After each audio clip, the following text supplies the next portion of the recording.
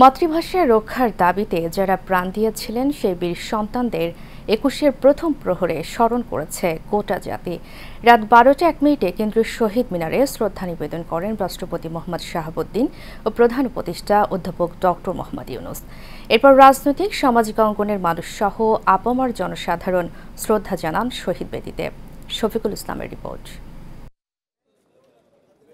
জাতির যে বীর সন্তানদের রক্তের স্রোতের বিনিময়ে বাঙালি পেয়েছিল মায়ের ভাষায় কথা বলার অধিকার, তাদের প্রতি শ্রদ্ধায় নত পুরো জাতি। মধ্যরাতের নীরবতা ভেঙে জেগে উঠেছিল কেন্দ্রীয় শহীদ মিনার। রাত ১২টা ১ মিনিটে রাষ্ট্রপতি মোহাম্মদ শাহাবুদ্দিন প্রথমে পুষ্পস্তবক অর্পণ করেন।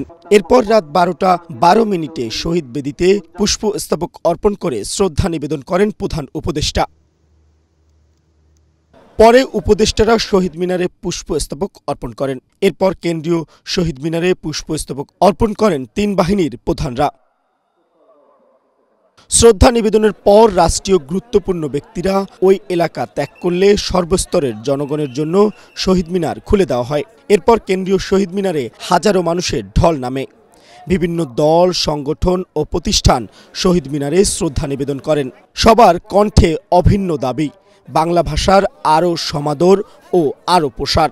আমাদের ৫২ থেকে ৭১ হয়ে ২৪ এই যে পরম্পরা, স্বাধিকার আন্দোলন এবং জাতির প্রয়োজনে আমরা যে ঐক্যবদ্ধ হয়ে একসাথে দাঁড়াতে পারি, বারবার ঐতিহাসিকভাবে বাঙালি জাতি তা প্রমাণ করেছে। অন্যান্য বছরের চেয়ে এবছর আমরা অত্যন্ত একটা সুন্দর পরিবেশে আমরা মনে করি যে আমরা ফুল দিতে পারছি। যে আমরা বলে থাকি যে আমাদের দ্বিতীয় মুক্তির সংগ্রামে বিজয় লাভের পরের এই পরিবর্তিত পরিস্থিতিতে আমরা শহীদদেরকে স্মরণ করছি। আন্তর্জাতিক মাতৃভাষা দিবস এ যে একটি মুক্ত মনের আবহাওয়া থাকবে, সকল মানুষ তার মতামত প্রকাশ করতে পারবে, সেটি যেন কোনোভাবে বাধাগ্রস্ত না হয়। শুধুমাত্র বাংলাকে একটা সিম্বলিক ভাষা হিসেবে রাখলেই চলবে না, আমাদের কিন্তু রাষ্ট্রীয়ভাবে বাংলার কিন্তু সেই ধরনের কোনো পরিচর্যা নেই।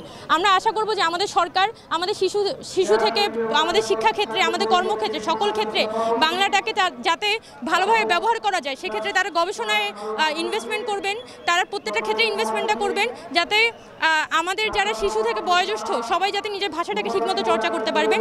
৪৭ থেকে ৫২, ৭১ থেকে ২৪ একই সূত্রে গাথা। শোক, সাহস, বেদনা আর গৌরবের অম্লান নিয়ে এলো অমর ২১শে ফেব্রুয়ারি। যাদের আত্মত্যাগের বিনিময়ে আমরা পেলাম মাতৃভাষায় কথা বলার অধিকার, তাদের মর্যাদা রক্ষায় দরকার বাংলা ভাষার ব্যবহারে আরও বেশি সচেতনতা। কেননা কান পাতলেই শুনি ভুল বানানের উচ্চারণ, আর চোখ মেললেই দেখি ভুল বানানের ছড়াছড়ি। তাই তো এখনই সময় পদক্ষেপ নেওয়ার। Mohammad Shafiqul Islam, Asian television, Dhaka.